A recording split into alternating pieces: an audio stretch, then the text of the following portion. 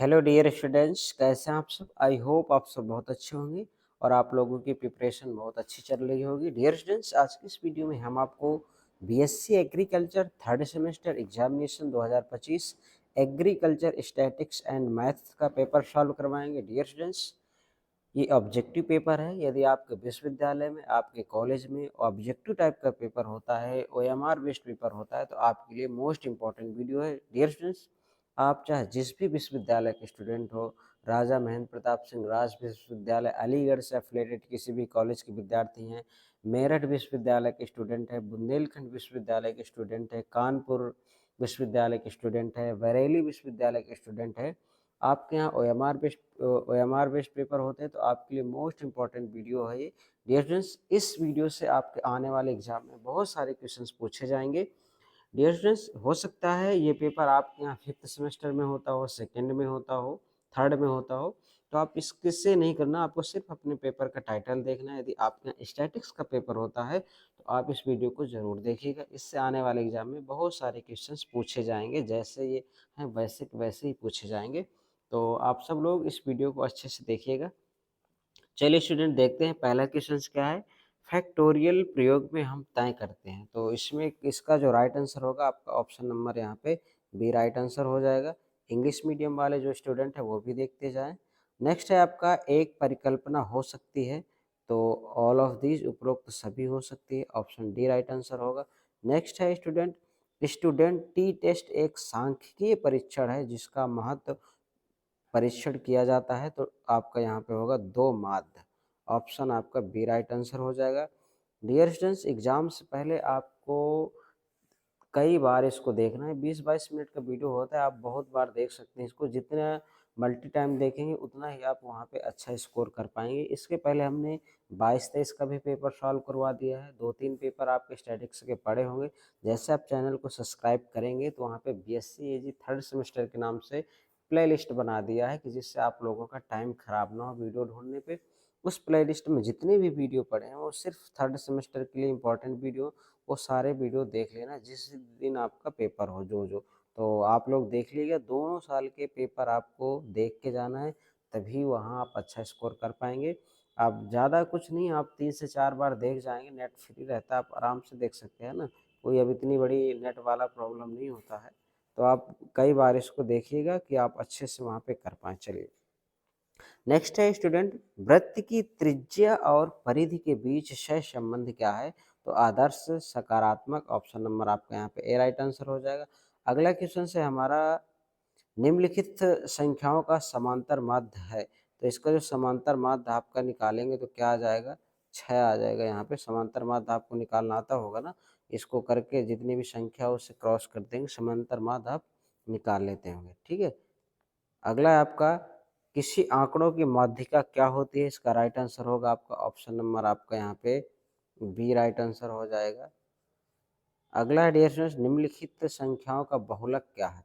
बहुलक आप जानते हैं कि जो संख्या सबसे ज़्यादा बार आई हो वो बहुलक होती है। तो सबसे ज़्यादा बार संख्या कौन सी है, इसमें 4 है, तो इसका राइट आंसर क्या हो जाएगा, 4, ऑप्शन सी राइट आंसर हो जाएगा। नेक्स्ट है, निम्न किसी आंकड़ों का माध्य 10 है, यदि आंकड़ों में एक नई संख्या जोड़ी जाती है और माध्य 11 हो जाता है तो नए संख्या का मान क्या होगा, तो यहाँ पे ऑप्शन सी राइट आंसर हो जाएगा। अगला है आपका परिवर्तन गुणांक का सूत्र क्या है, तो इसका गुणांक आपका ऑप्शन नंबर बी यहाँ पे राइट आंसर होगा। अगला क्वेश्चन है स्टूडेंट आपका, यदि एक चर x मानक विचलन 5 हो तो 4x प्लस 5 का मानक विचलन क्या होगा, इसका मानक विचलन कितना होगा, 20 होगा, ऑप्शन डी राइट आंसर हो जाएगा यहाँ पे। नेक्स्ट है आपका, यदि सह संबंध गुणांक r बराबर 0 हो तो दोनों रिग्रेशन रेखाओं का एक दूसरे के साथ कोण बनाएंगे, तो कौन सा कोण बनाएंगे, आपका उपरोक्त में से कोई नहीं, ऑप्शन डी आपका राइट आंसर हो जाएगा। अगला स्टूडेंट आपका, प्रथम 10 प्राकृतिक संख्याओं का माध्य क्या होगा, तो आपका यहाँ पे 5.5, ऑप्शन बी राइट आंसर हो जाएगा। डियर स्टूडेंट्स, यदि आप चैनल पर नए हैं, वीडियो पहली बार देख रहे हैं, तो प्लीज़ चैनल को सब्सक्राइब कर लीजिएगा और बेल आइकन प्रेस कर दीजिएगा, जिससे हम जो भी वीडियो आपको डालें एग्जाम से रिलेटेड इंपॉर्टेंट क्वेश्चंस, तो उसका नोटिफिकेशन आपको तुरंत मिल जाए। इसलिए आप चैनल को सब्सक्राइब करके और बेल आइकन प्रेस करके जरूर रखिएगा। चलिए स्टूडेंट अगला देखेंगे, यदि निरीक्षण व अपेक्षित आवृत्ति एक जैसी हो तो इसका गुणांक क्या होगा। तो इसका राइट आंसर हो जाएगा आपका ऑप्शन नंबर सी, यहाँ पे 0।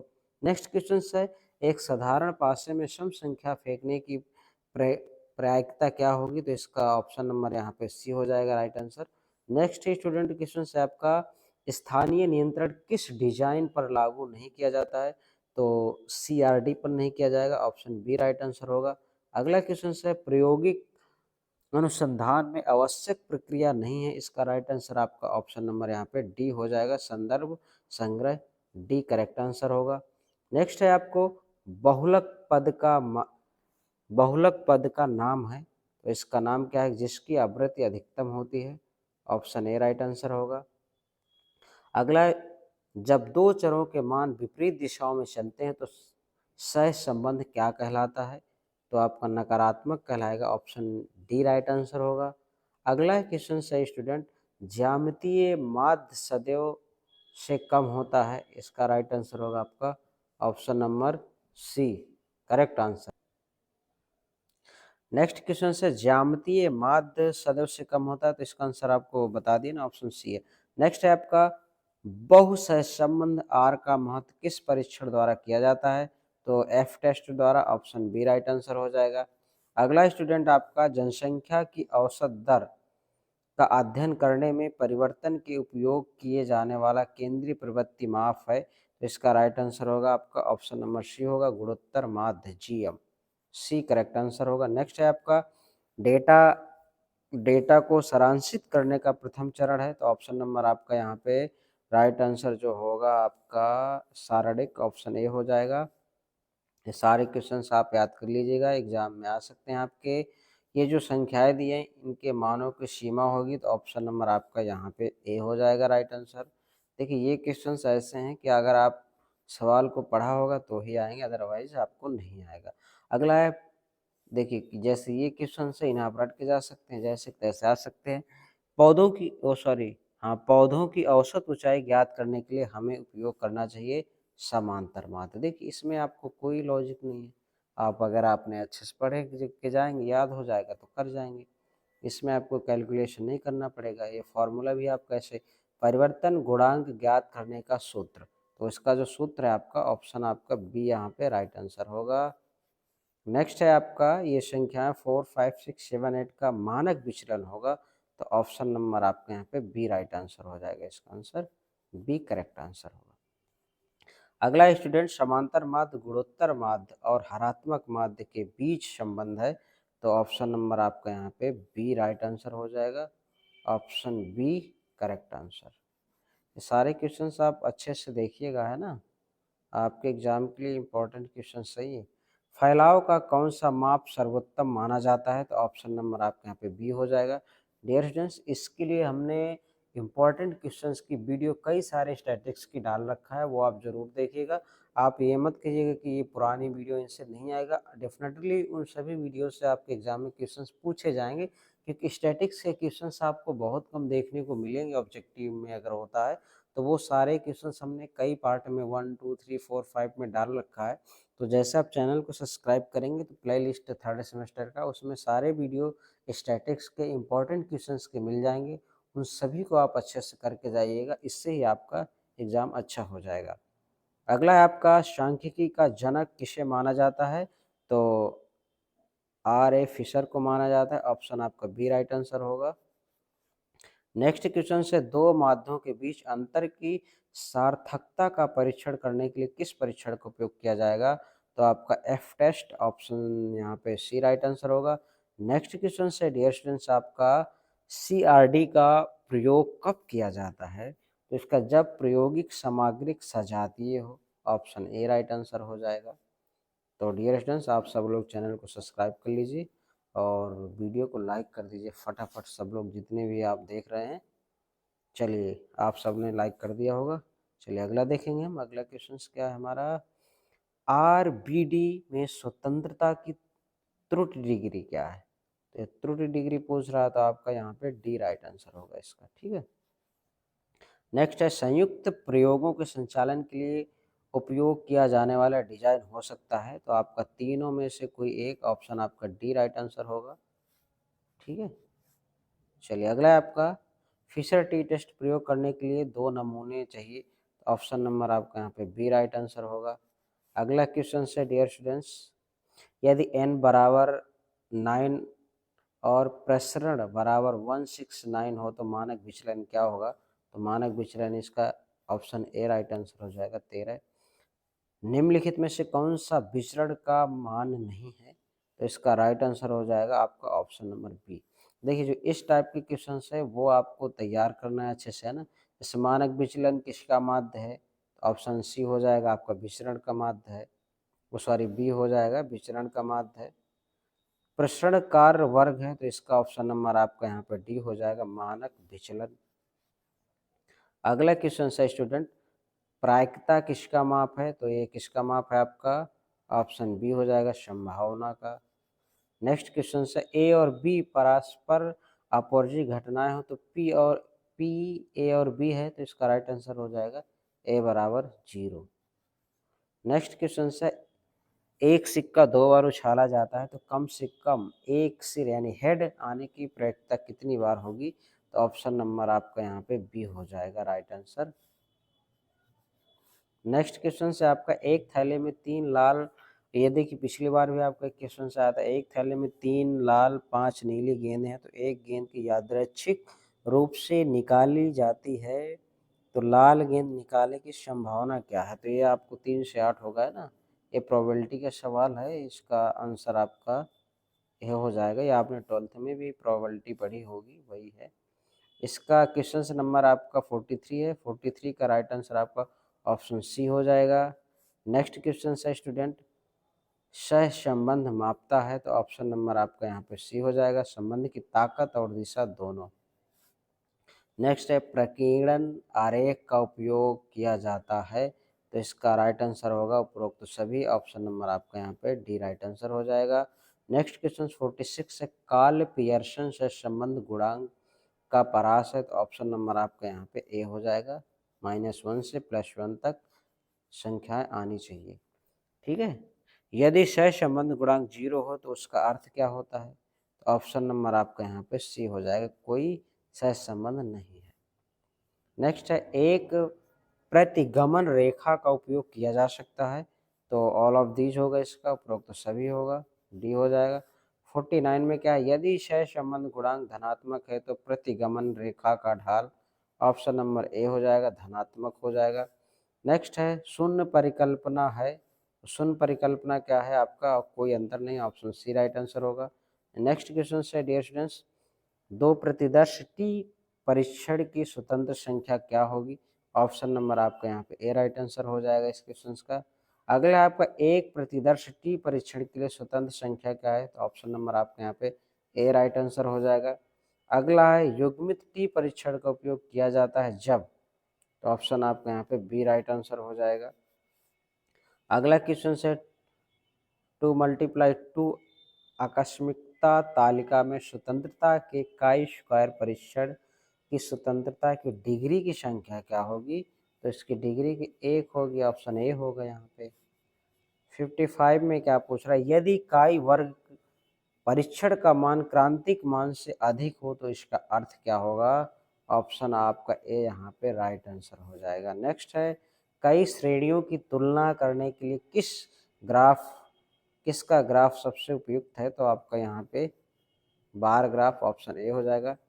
अगला है आपका एकल चर के वितरण को देखने के लिए प्रकार का ग्राफ सबसे उपयुक्त, यानी किस प्रकार का सबसे उपयुक्त है? तो हिस्टोग्राम, ऑप्शन आपका यहाँ पे बी हो जाएगा।